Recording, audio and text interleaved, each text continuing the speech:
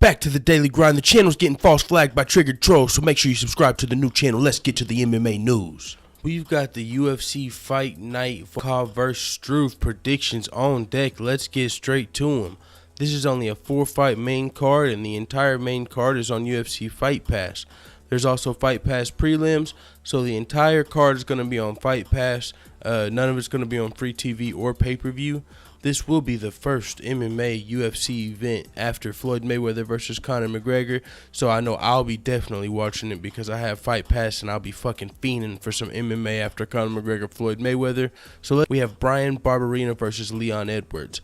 Bryan Barberena is a little bit of a fan favorite. He came in and he was picked to lose against Sage Northcutt. You know, Sage Northcutt, Dana White found on Dana White's Looking for a Fight. He came in there and he upset Sage Northcutt, and so after that, he beat Warley Alvarez as well. So he was looking good. Then he hit a stumble in his career, so I knew him going into this prediction. I didn't really know much about Leon Edwards, so I was thinking I was going to go with Barberena. But once I did a little more research, I actually switched my pick to Leon Edwards. Leon Edwards is 5-1 in his last 6 fights. His only losses to a guy that's looking really good. In that fight, he was taken down 6 times, and since then, he's improved his wrestling, and he's on a 3-fight win streak. I say he's improved his wrestling because 3 fights, he's scored more takedowns than his opponent has, all 3 times. So he lost, to Kamaru Usman in his last 6 fights, and that was via wrestling pretty much because he was taken down 6 times in that fight, and he's improved on that since then. Bryan Barberena, on the other hand, he's 3-1 in his last 4 fights with a win over Sage Northcutt, and his loss was to Colby Covington. Colby Covington, in that fight, he got taken down 12 times. After that, he fought Joe Proctor. That was his win. He's TKO. But when he was taken down 12 times versus Colby Covington, it sort of exposed his wrestling a little bit. He showed he had a lot to work on as far as his defensive wrestling. And Leon Edwards has showed improvement in his wrestling game. And he's 5-1 in his last 6 fights. So I went ahead and switched my pick to Leon Edwards. I'm going with Leon Edwards to win the opening fight of the main card. Next, we've got Abu Azaitar versus CR Bertozada. I don't know how to say his last name. Forgive me. CR. So I went with, at first, I was doing the research, and I was going to go with Bahadurzada. At first, I was going to go with Bahadurzada, then I did a little more research, because Bahadurzada, he's coming off of a win over Brandon Thatch, and Abu Azaitar, as you can see, this is his first fight in the UFC. They don't even have his picture yet. So when I did my research on Abu Azaitar, I noticed he's on a long winning streak. He's like 10-0-1 in his last 11 fights. So to be exact, he's 8-0-1 in his last 9 fights. Now, the last 2 guys he beat were both coming off of 2 losses. So I was like, is his record kind of padded? Because the last 2, he's on this huge winning streak and he's fighting guys coming off of losing streaks. So I dug a little deeper into his next 2 opponents down the list. One of those guys was actually coming off of 2 wins. And also farther down his resume, he has a win over Jack Marshman, who's in the UFC and who since then has been on a winning streak. So he has fought some decent guys in his career. And even the guys who were coming off of 2 losses that he beat, each had about 30 fights. So they were still experienced. So with that being said, I picked Abu Azaitar because Sihar Bahadurzada,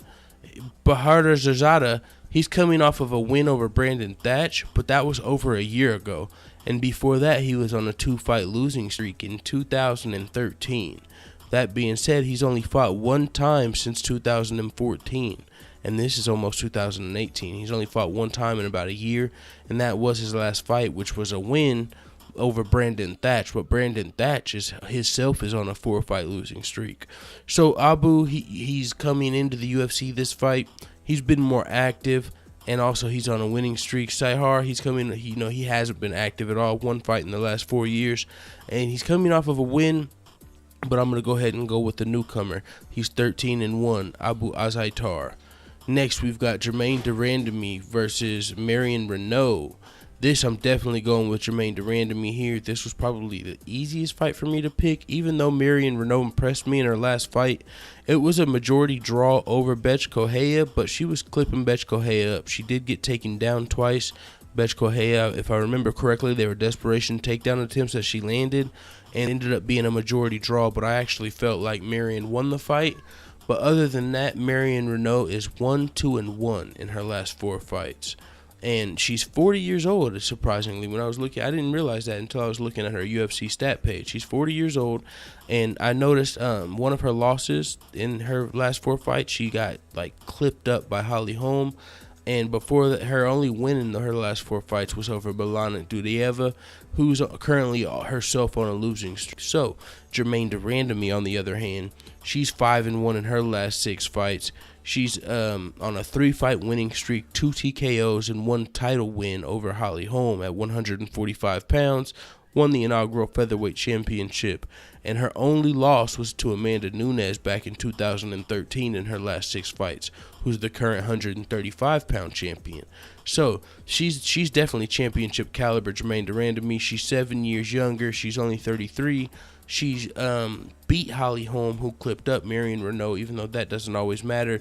That's just one factor on top of others that makes me pick Germaine de Randamie for this fight.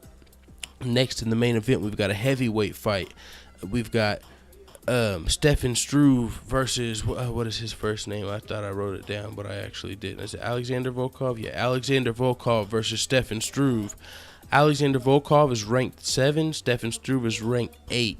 Stefan Struve has been one of my favorite fighters for a long time, man. He's 7 feet tall, and he's very awkward for guys to deal with. And Stefan Struve has a TKO win over the current UFC heavyweight champion, Stipe Miocic. So, Stefan Struve, with this win and maybe one more win, he could be in line for a title shot, because we need a UFC #1 contender currently. And Stefan Struve, with 2 more wins, he could definitely be the guy with a win over Stipe Miocic. You know, Stipe definitely would want to right that wrong. Now, Stefan Struve, also, I'm picking him to win, because if I look at his resume as well, he's fought a lot more experienced guys, definitely. He's been in the UFC a lot longer. He's fought, you know, he's coming off of a 2-fight winning streak over Antonio Silva and Daniel Omlanchuk. He lost to Jared Rorschach back in 2015. But, I mean, still, just before that, he's fought a lot. He's fought Minotauro Nogueira, Alistair Overeem, Mark Hunt, Stipe Miocic, you know. He's fought Dave Herman, Pat Barry, Travis Brown. You know, he's grew up in the UFC. Roy Nelson.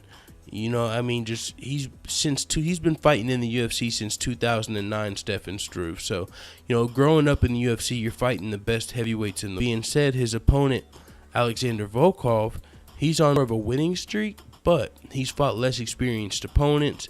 I mean, his record is 28-6. So he's fought 34 times, and only 2 of those fights have been in the UFC. A lot of those fights have been in other organizations around the world. He's got a couple fights in Bellator, a couple losses in Bellator. I mean, and his resume just isn't as impressive as far as talent.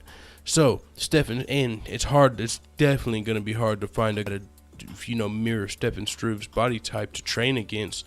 And he's Alexander Volkov's coming off of a win over Roy Nelson.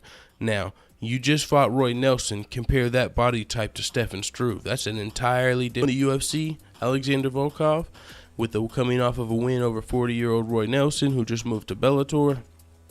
And he's going against Stefan Struve, man, the skyscraper, we've seen finish guys. We've seen him get clipped up, Stefan Struve, but he grew up in the UFC, man. I'm definitely going with Stefan Struve. He's one of my favorite heavyweights. He hasn't been as active. He's been injured and stuff recently.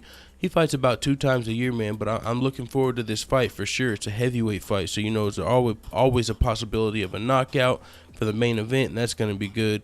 And Stefan Struve, man, I'm picking him to come in here and get the win and probably call out Stipe Miocic after he gets the win. It's impressive. He's probably going to call out Stipe like, I know you want this win back, but I'll knock your ass out again. Let's get to it. You know, that if he grabs the mic and does that, that'd be fucking epic. So with that being said, those are my UFC Fight Night Struve versus Volkov predictions. Let the hitters know what the fuck you tap at in the comments. Dude.